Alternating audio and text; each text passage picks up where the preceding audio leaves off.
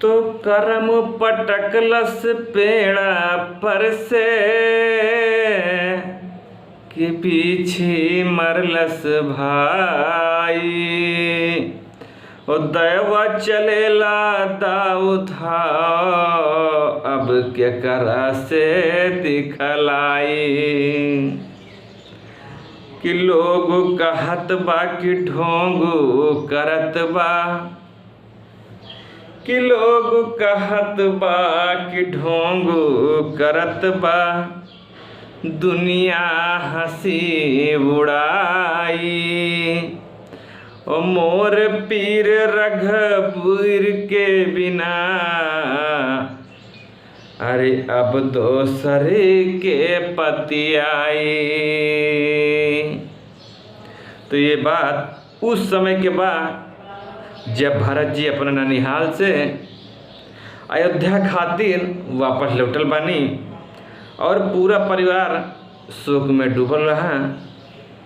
माता के कई राज तिलक लगावे खातिर जैसे ही भरत के पास पहुँचल बाड़ी, देखी भरत जी का कहतानी कि जहिया से राम, कि जहिया से राम भैया जंगलवा का गईले, जहिया से राम भैया जंगलवा का गईले, रोई रोरी काहे भारत बड़ा दुख भइले। जहिया से राम भैया जंगलवा के गईले, हरे रोई रोई काहे भारत बड़ा दुख भइले। कैसे तू कसाई माई मंगलू बार दानावा। भरत जी अपने माई से कहत बानी कि कैसे तू कसाई माई मंगलू बार दानावा, भैया के भेज दिहलू 14 बारिश बनावा, भैया के भेज दिहलू 14 बारिश बनावा। मांगत बारदान तोहरो, कि मांगत बारदान तोहरो, जिभिया ना कटैले, रोई रोई काहे भारत बड़ा दुख भइले।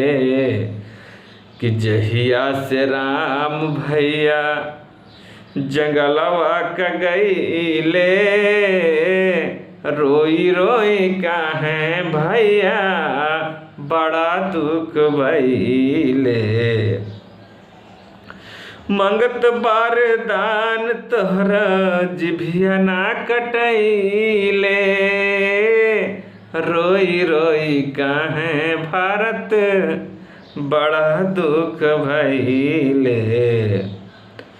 तो कैसे होई है कहे भारत, कैसे होई है बरभुवन में लखन छोट भैया, कैसे होई है प्रभु वन में हर लखन छोट भैया, बड़ा दुख साहत हुई है संगे सीता मैया, बड़ा दुख साहत हुई है संगे सीता मैया।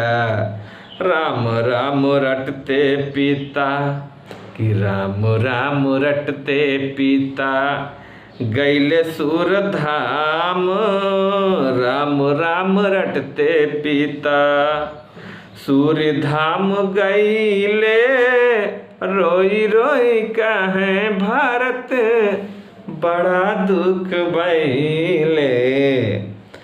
जहिया से राम भैया जंगलवा के गईले, हर रोई रोई काहे भारत बड़ा दुख भइले।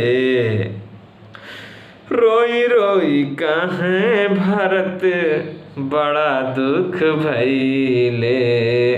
जहिया से राम भैया जंगलवा के गईले, रोई रोई कहें भारत बड़ा दुख भई।